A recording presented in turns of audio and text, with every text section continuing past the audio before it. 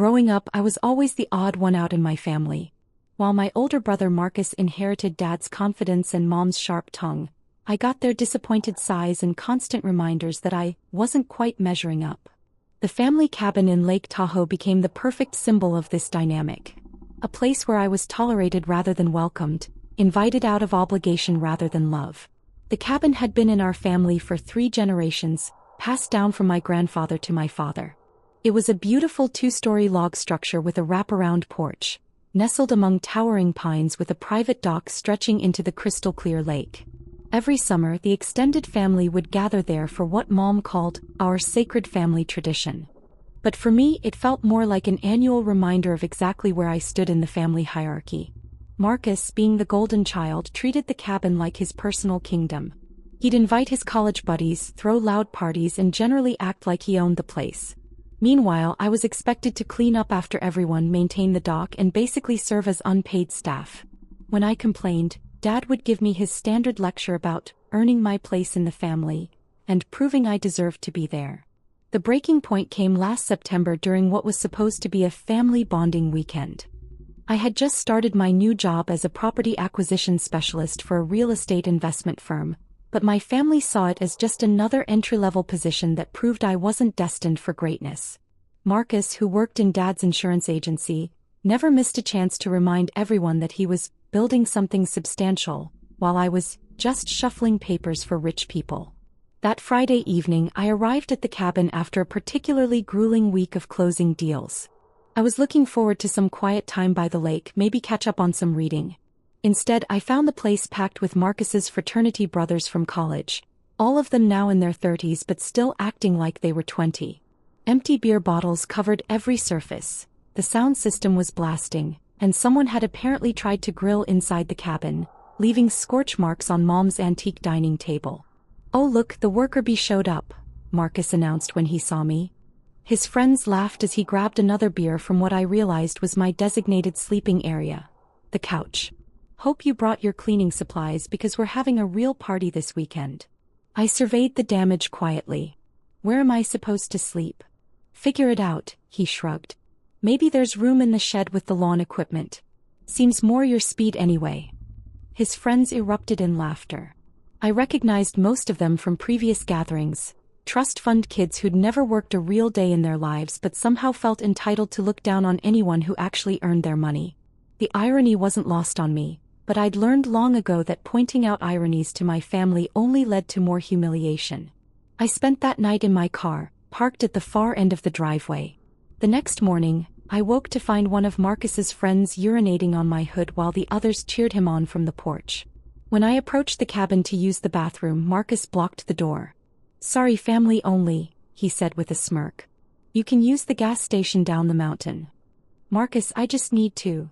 I said family only. His voice got louder, ensuring his audience could hear. "Maybe if you contributed something to this family instead of just taking up space, we'd treat you differently." The humiliation burned, but I kept my expression neutral. "Understood." I drove down to the gas station, used their facilities, bought some coffee, and sat in my car for a while thinking. 3 years of working 60-hour weeks, building my expertise in property acquisition, learning the ins and outs of real estate law and investment strategies. Also, I could afford to buy my own place and never have to depend on family charity again. The irony was that I'd gotten so good at my job that I'd started making some investments of my own. When I returned to the cabin around noon, Marcus and his crew were setting up what looked like a full weekend party. They'd moved furniture around, set up beer pong tables, and someone was attempting to install speakers on the deck. The neighbors probably hated it, but the nearest house was a quarter-mile away, so they were getting away with it. "There she is," Marcus called out when he saw me. "Ready to help us set up? We need someone to run to town for more supplies." I looked around at the mess they'd already created. "Actually, I think I'm going to head home." "Probably for the best," Mom's voice came from behind me. I turned to see her emerging from the kitchen, carrying a platter of sandwiches. She must have arrived while I was gone. This is really more of a celebration for people who've accomplished something. The comment hit like a physical blow. Here I was, having just closed the biggest deal of my career, and she was treating me like a charity case. But I'd learned not to argue with Mom when she was in this mood. I just nodded. "I'll grab my things." "What things?" Marcus laughed. You slept in your car. More laughter from his audience. I walked to where I'd left my overnight bag the day before and picked it up. As I headed toward my car, I could hear Marcus making some joke about family disappointments that earned another round of chuckles. I was almost to my car when I heard Mom call out, "Make sure you don't come back until you've got your life figured out. We're tired of carrying dead weight." I turned around to see her standing on the porch with Marcus, both of them looking at me with expressions of disgust and disappointment. Marcus had his phone out, clearly recording. The rest of his friends had gathered to watch the show. "I understand," I said simply, then got in my car and drove away. The 3-hour drive home gave me plenty of time to think. I wasn't angry. Anger was a luxury I'd given up years ago when it came to my family. Instead, I felt something closer to resignation mixed with a strange sense of clarity. They'd finally said out loud what I'd always known they felt. I wasn't really part of their family. When I got home to my small apartment in the city, I opened my laptop and did what I always did when I was stressed. I dove into work. I had several property deals in progress, including one that had been particularly challenging. It was a portfolio acquisition involving multiple properties around Lake Tahoe, including some that had been in families for generations. The sellers needed quick cash for various reasons, and they were willing to accept below-market prices for fast, no-contingency closings. One property in particular had caught my attention, a beautiful cabin that the sellers described as a classic family retreat with stunning lake views and private dock access. The photos looked familiar, but I'd seen hundreds of similar properties in the past few months. The price was surprisingly low for the location and amenities, which suggested the sellers were highly motivated. That Sunday evening, I was reviewing the final paperwork when my phone buzzed with a notification. Marcus had posted on social media. The post showed photos of me walking to my car with my overnight bag looking defeated. Caption read, "Finally kicked out the freeloader. Family cabin is for family only. Some people need to learn that respect is earned, not given. Maybe now she'll figure out how to support herself instead of expecting handouts. Hashtag family first, hashtag no freeloaders, hashtag earn your place." Within an hour, the post had 847 likes and dozens of comments from relatives and family friends, all expressing support for Marcus's tough love approach. Aunt Jennifer wrote, "About time." Uncle Rob added she needed to hear this. Even some of Mom's church friends chimed in with comments about enabling and teaching responsibility. I scrolled through the comments, reading each one with growing detachment. These people had watched me work multiple jobs through college, seen me graduate with honors, and knew I'd been supporting myself completely for years. But the narrative was more important than the facts. Marcus was the successful one who deserved the family's resources. I was the freeloader who needed to be taught a lesson. I commented simply, "Have fun." Then I went back to my property paperwork. Monday morning, I was in the office early, finalizing the Lake Tahoe portfolio acquisition. My boss, Jennifer Walsh, was impressed with how quickly I'd moved on the deal. 18 properties in one transaction? She said, reviewing the files. Including that beautiful cabin with the private dock? The sellers must have really trusted you to move this fast. I nodded. They needed certainty more than they needed maximum price. Sometimes timing is more valuable than money. Well, congratulations. This puts you well ahead of your quarterly targets. And speaking of that cabin, the address looks familiar. Isn't that near where your family has their place? Very near, I said. Actually, it might be exactly where my family has their place. Jennifer looked confused for a moment, then understanding dawned. Wait, you mean? I need to make a phone call to the property management company we use for the Lake Tahoe properties. They'll need to conduct an inspection and notify any current occupants about the ownership change. The property management company, Alpine Lake Services, was efficient and professional. When I called to discuss the newly acquired cabin, the manager, David Chin, was familiar with the property. Beautiful place, he said. The previous owners mentioned there might be family members who assumed they had permanent access. We'll need to clarify the situation and establish proper rental procedures going forward. What's the standard protocol for that? We do an immediate inspection to assess any damage and establish baseline conditions. Then we notify anyone currently on the property about the ownership change and rental requirements. If they want to continue using the property, They'll need to go through our booking system like any other clients. I checked my calendar. How soon can you do the inspection? We could have someone there this afternoon if needed. Is there some urgency? I thought about Marcus's social media post, which was still collecting likes and supportive comments. There might be. The current occupants seem to believe they have permanent rights to the property. Understood. We'll handle it diplomatically but firmly. Property rights are property rights. That afternoon, while I was in a client meeting, my phone started buzzing repeatedly. Text after text, call after call. I ignored them until the meeting ended, then checked the flood of messages. Marcus, what the hell did you do? Mom, call me immediately. There's been some kind of mistake. Dad, whatever game you're playing, stop it now. Aunt Jennifer, why are there strangers at the cabin claiming they own it? The messages kept coming, each more frantic than the last. But the one that made me smile was a missed call from an unknown number with a Lake Tahoe area code. The voicemail was from David Chin. Ms. Rodriguez, this is David from Alpine Lake Services. We completed the property inspection at your Lake Tahoe cabin this afternoon. The current occupants were quite surprised to learn about the ownership change. They've been asked to vacate by tomorrow morning unless they'd like to discuss rental arrangements. There was some damage to the interior. Scorch marks on an antique dining table, stains on the furniture, and general cleanliness issues. We'll send you a full report with photos and repair estimates. The previous occupants claimed they were family and had rights to the property, but I explained that property ownership doesn't work that way. They seemed quite upset, but they're gathering their belongings now. Please call if you have any questions. I sat in my car in the parking garage listening to the message twice. Then I called David back. Ms. Rodriguez, thank you for calling back. I have to say that was one of the more dramatic property transitions I've handled. The young man seemed to think this was all some kind of mistake. No mistake, I said. What's the damage assessment? About $3,000 in repairs and deep cleaning. Nothing structural, but they clearly weren't treating the property with much respect. We've documented everything for insurance purposes. And they understood they need to vacate? Oh yes. Very clearly. Though I have to ask, when the young man said he was going to call his lawyer about family property rights, should I be concerned about any legal challenges? I almost laughed. Marcus didn't have a lawyer, and Dad's insurance agency definitely didn't handle property law. No legal challenges.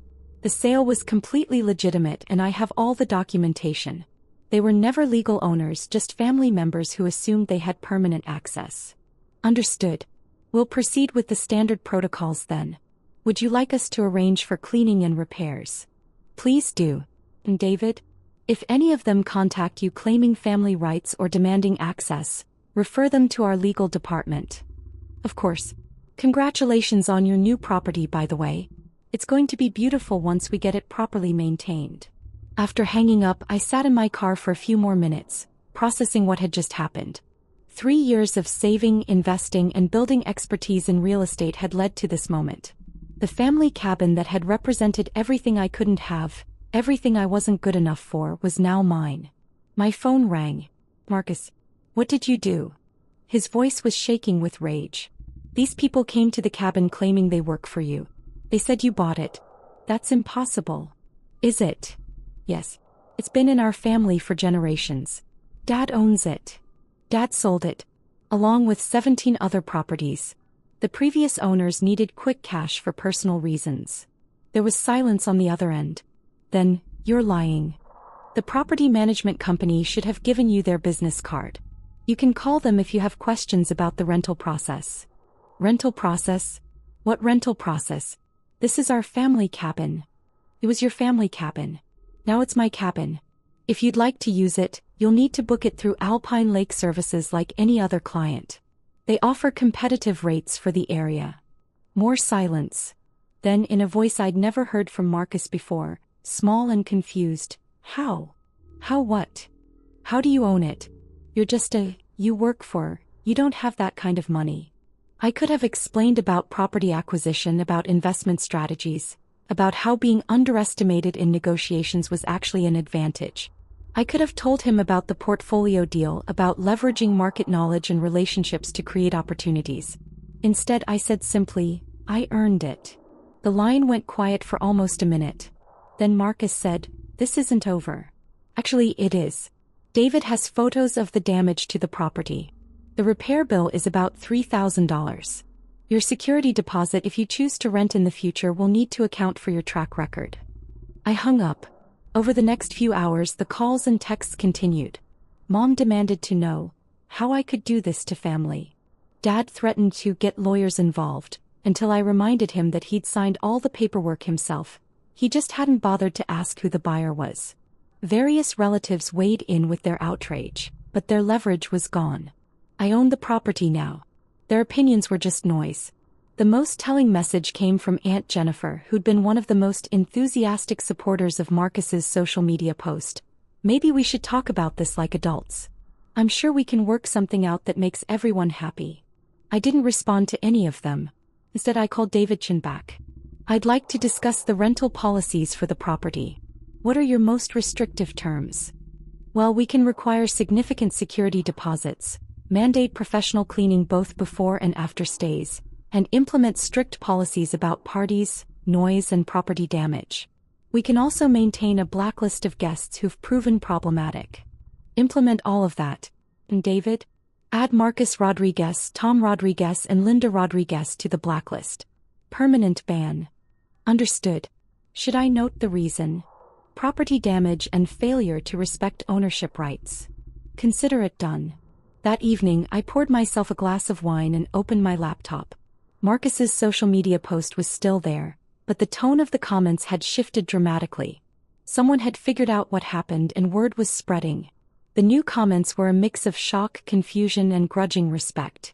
Wait, she bought the cabin? How did she afford that? Maybe we don't know the whole story here. But Marcus hadn't taken the post down. If anything, he doubled down, adding comments about betraying family and using tricks to steal family property. Each comment made him look smaller and more desperate. I started typing a comment of my own, then stopped. There was nothing to say. The results spoke for themselves. Instead, I opened a new browser tab and started researching vacation rental properties in the area. If I was going to own a Lake Tahoe cabin, I might as well make it profitable. According to the rental comps, I could easily cover the property expenses and generate significant income. Properties like mine were booking months in advance during peak season. My phone rang one more time that night. "We need to talk," she said without preamble. "About what?" "About what you've done. About how we can fix this." "Fix what?" "I bought a property that was for sale. The transaction was legal and legitimate. But it's our family cabin." Her voice cracked slightly. "It's where we've had Christmas morning for 15 years. Where your grandfather taught Marcus to fish. Where I was told I was a freeloader who didn't deserve to be there?" Silence. "Where I slept in my car because I wasn't welcome inside?" More silence. "Where you told me not to come back until I got my life figured out." "I didn't mean." "You meant exactly what you said." And I listened. "I got my life figured out. I figured out how to buy the place where I wasn't welcome and turn it into an asset that generates income. I figured out how to stop depending on people who didn't respect me." "But we're family," she whispered. "Family doesn't treat each other the way you treated me. Family doesn't publicly humiliate each other for social media likes. Family doesn't make someone sleep in their car because they're not worthy of a couch.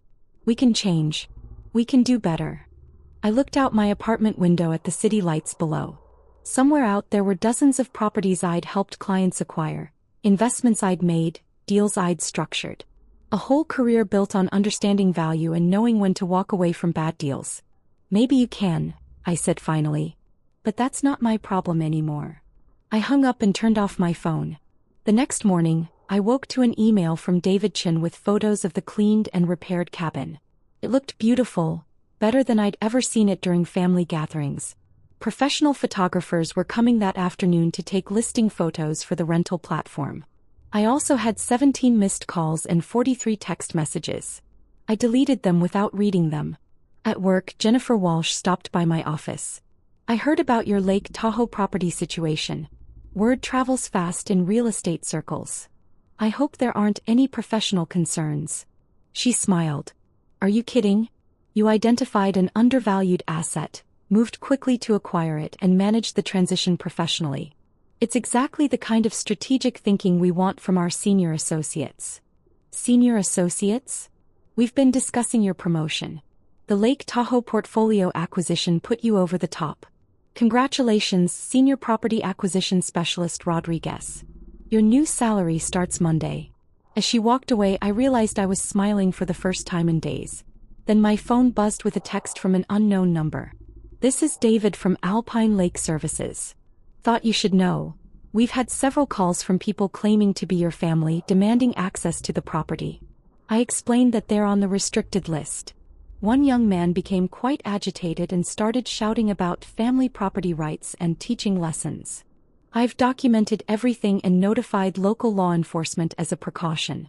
Your property is secure. I typed back, thank you. Please maintain all current restrictions. Then I opened the vacation rental platform and looked at my new listing. Stunning Lake Tahoe cabin with private dock, professionally managed. The photos were gorgeous. The pricing was competitive. And according to the booking calendar, I already had 3 reservations for the upcoming month. At lunch, I did something I hadn't done in years. I posted on social media. Excited to announce my new investment property at Lake Tahoe. Beautiful cabin with private dock, professionally managed by Alpine Lake Services. Already booking for next season. Sometimes the best investments are the ones closest to home. #real estate, #investment, #Lake Tahoe, #property owner. I included one of the professional photos. The cabin looking pristine against the backdrop of the lake, with the private dock stretching into crystal clear water. Within an hour, the post had more likes than Marcus's Freeloader post had accumulated in 2 days. Colleagues, friends, and even some relatives were commenting with congratulations and asking about rental availability. But the comment that made me smile came from my old college roommate Sarah. Is this the same cabin where your family used to treat you like garbage? Plot twist of the century. I didn't respond to her comment, but I did like it. That evening, I drove up to Lake Tahoe to see the property in person. David met me there with the keys. My keys now. Walking through the cabin felt surreal. Every room held memories of feeling unwelcome, of being treated as less than. But now, standing in the living room where Marcus had blocked me from using the bathroom, I felt something different. I felt at home. The repairs turned out beautifully, David said, showing me the refinished dining table. You'd never know there had been damage. And we've installed a new security system. Cameras, smart locks, the whole package. You can monitor everything remotely. I walked out onto the deck and looked across the lake. The sun was setting, painting the water gold and pink. It was peaceful in a way I'd never experienced here before. No one was going to tell me I didn't belong. No one was going to make me feel small or unwelcome. This was mine. My phone buzzed. A text from Mom. Please call me. We need to find a way to work this out. I deleted it without responding. But as I stood there watching the sunset, I realized something surprising. I wasn't angry anymore. I wasn't hurt. I was just free. Free from needing their approval, free from accepting their treatment, free from the exhausting work of trying to earn love from people who were determined not to give it. David handed me the keys and the security codes. Congratulations again, Ms. Rodriguez. I think you're going to love owning this place. I already do, I said. And for the first time in my life, standing on that deck overlooking the lake, I really did.